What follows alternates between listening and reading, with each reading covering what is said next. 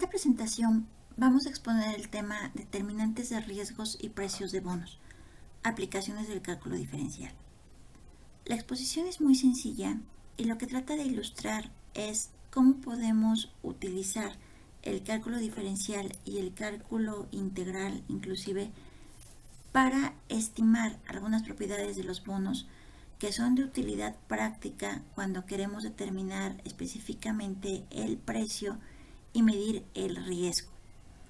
Este tema es de bastante utilidad si queremos hacer una aplicación concreta para los cursos de matemáticas de los primeros semestres de las licenciaturas en economía, en administración o en finanzas.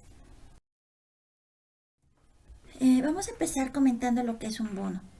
Un bono es un título de deuda en el cual la institución emisora recibe un capital de un inversionista o de un comprador a cambio de devolverle el capital principal, otorgarle pagos por concepto de intereses y cumplir con los acuerdos establecidos en el contrato de emisión.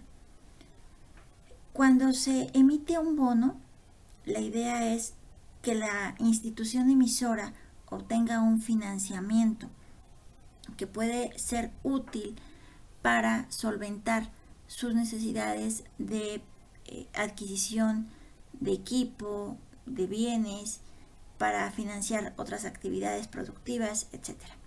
Es importante destacar que de acuerdo con el emisor, los bonos pueden ser bonos corporativos si el emisor es justamente una empresa privada, o pueden ser bonos gubernamentales cuando el emisor es una institución pública o un gobierno.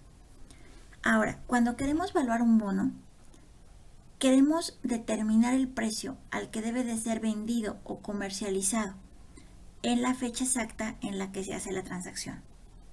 Cuando evaluamos un bono, podemos determinar el precio del bono en la fecha de emisión, si por supuesto se comercializa el bono en el mercado primario, o podemos calcular el precio del bono en una fecha intermedia, si lo vamos a intercambiar o a comercializar en el mercado secundario. Ahora bien, si en lugar de fijarnos cuál es el emisor del título, observamos cómo se realiza el pago de los rendimientos, podemos clasificar entonces a los bonos en los siguientes tipos. Tenemos bonos cupón cero o simplemente bono cero, que son aquellos bonos que no pagan cupón, y entonces el rendimiento que se obtiene se paga al final del periodo de vigencia del título junto con la devolución del capital principal. Los bonos cupón constante, en cambio, son aquellos en los cuales ya de manera predeterminada se establece que cada cierto periodo de tiempo durante la vigencia del contrato se van a devolver pagos a los que se les llama cupones. Estos pagos siempre son fijos, se conocen de antemano. Tenemos otra variante que son los bonos cupón variable. Los bonos cupón variable pagan también cupones en fechas específicas, pero el monto que pagan no es el mismo. Este monto, este cupón, depende de varios factores, pero principalmente se condiciona o se asocia con el nivel de la inflación. Y finalmente, los bonos consorcio perpetuos son bonos que no tienen definida una fecha de vencimiento, por lo que podemos decir que en este caso los bonos siempre de manera indefinida pagan cupones. Ahora, vamos a ver dos casos sencillos. El caso de evaluación de bonos cupón cero, en el cual tenemos las fórmulas de cálculo justamente aquí en la presentación. Y bueno, en la práctica podemos usar indistintamente cualquiera de las dos fórmulas, y lo único que hay que fijarnos, lo único que hay que cuidar es el tipo de tasa de interés que tenemos disponible. Si tenemos una tasa de rendimiento, entonces utilizaremos la primera fórmula, la que está del lado izquierdo, donde la tasa de rendimiento se ejemplifica con la variable Y. Si tenemos una tasa de descuento, utilizaremos la fórmula que se encuentra en la esquina inferior derecha, y la tasa de interés, que se llama tasa de descuento, está representada por la letra D. En términos de notación, otras variables involucradas en la definición de este precio de los bonos son las siguientes. Tenemos BN, es el valor nominal del bono. que de entrada es el valor que está estipulado en el contrato. Por ejemplo, en el caso de los CETES, el valor nominal o valor facial es de 10 pesos. Después tenemos el T mayúscula menos T minúscula, todo entre paréntesis, significa el periodo de vigencia de un contrato o la madurez de un contrato. T minúscula significa la fecha inicial o fecha de emisión del bono. T mayúscula significa la fecha final o la fecha de madurez del bono. N significa el plazo de la tasa de interés. Muy bien, entonces una vez que tenemos esta notación y estas fórmulas, lo que podemos hacer también es encontrar cuál es la relación entre el precio del bono y el plazo al vencimiento. Entendiendo que vamos a considerar como plazo al vencimiento todo el periodo de madurez del título o todo el periodo de vigencia del contrato, todo lo que está entre corcheta.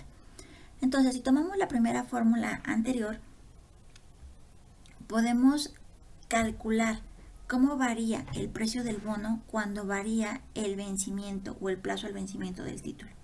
Para ello utilizamos precisamente el cálculo diferencial. Lo más exacto posible es que nosotros vamos a calcular la primera derivada del precio del bono respecto al plazo al vencimiento y después la segunda derivada.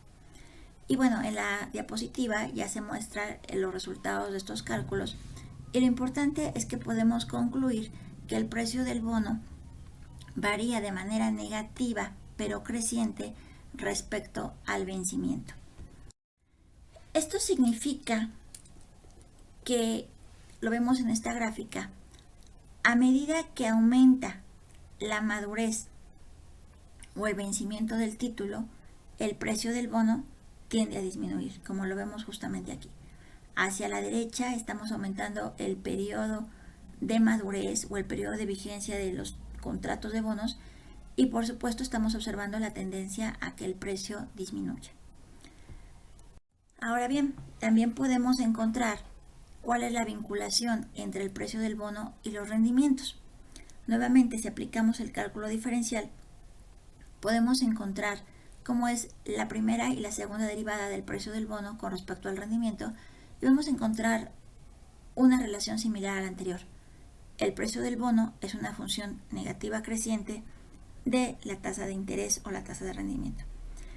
Por supuesto que esto también lo podemos ilustrar gráficamente, como se muestra a continuación. Tenemos aquí en la gráfica que a medida que se incrementa la tasa de rendimiento, el precio del bono tiende a disminuir. Y bueno, esta parte tiene por supuesto muchísima vinculación con la idea general que se tiene respecto a los bonos y se refiere a que hay una relación inversa entre el riesgo de un bono y la tasa de rendimiento que se está pagando. De hecho, vamos justamente a ver más adelante cómo se mide el riesgo de los bonos. En esta otra diapositiva lo que tenemos es cómo se evalúa un bono cuando éste paga cupones constantes. Es decir, cuando desde que se establece el contrato se estipula que en fechas específicas se va a hacer un pago de intereses que se conocen como el pago del cupón. En este caso, la fórmula completa es la primera que está en la presentación, donde claramente observamos que el precio del bono se calcula por dos tipos de términos. En primer lugar, el valor presente del valor facial o del valor nominal, más la sumatoria de los pagos de cupones también traídos a valor presente. Podemos condensar este segundo bloque de términos que representa la suma de los cupones en un solo término, como está en la segunda fórmula. Aquí simplemente hemos puesto la sumatoria de todos los cupones traídos a valor presente. Y por supuesto mantenemos el primer término que se refiere al valor presente del valor nominal. Ahora bien, si estamos trabajando en tiempo continuo, lo que procede es aplicar el cálculo integral. Aquí necesitamos hacer la suma de todos los cupones que se van a pagar en cada instante del tiempo, desde la fecha 0 hasta la fecha t-t. Y la clave para identificar en qué momento utilizamos esta fórmula, cuando tenemos el uso del cálculo integral, podemos hacerlo revisando cómo es la tasa de interés. En este caso, la tasa de interés es una tasa continua. Entonces, estamos trayendo también a valor presente el valor nominal, pero también a valor presente la suma de todos los cupones. Ahora bien, si pasamos al tema que se refiere a los riesgos, podemos encontrar también relaciones interesantes. Cuando adquirimos un bono gubernamental o un bono corporativo, siempre hay riesgos para el inversionista. Si bien es cierto que se considera que los bonos gubernamentales son menos riesgosos que los bonos corporativos. Esto porque los bonos gubernamentales están respaldados por el gobierno de un país. Bueno, los riesgos también están asociados con variaciones en las condiciones económicas o las condiciones de mercado, concretamente con cambios en tasas de rendimiento, en plazos, en la tasa cupón y en la tasa de inflación. Ahora bien, ¿cómo podemos medir ese riesgo? Hay medidas específicas que se conocen con el término de duración y esto nos permite evaluar qué tan riesgoso es un bono. En la siguiente presentación, en esta diapositiva, tenemos justamente dos fórmulas muy sencillas para medir la duración. Y nosotros podemos observar que esta duración se parece mucho al cálculo de las elasticidades. De hecho, estamos estimando precisamente cómo es la variación porcentual del precio del bono cuando ocurre una variación porcentual en la tasa de interés. Y a partir de estas fórmulas de duración podemos también encontrar relaciones precisas, nuevamente utilizando el cálculo diferencial. Por ejemplo, podemos encontrar cuál es la relación entre la duración y la tasa de interés. Nuevamente quiero resaltar que la duración es una medida de riesgo. Entonces es como si estuviéramos estimando cuál es la vinculación entre el riesgo y la tasa de interés. Esta relación depende del tipo de bono. Si tenemos bonos cupón constante o bonos cupón cero. En el primer caso, cuando tenemos bonos cupón constante, estamos observando la gráfica del lado derecho. La duración del bono es una función que es negativa respecto a la tasa de interés. Si tenemos un bono que no paga cupones, entonces estamos observando la gráfica de la izquierda, donde vemos que la duración no depende de la tasa de interés. Ahora bien, también podemos calcular, podemos estimar cómo es la vinculación entre la duración y la madurez de un bono.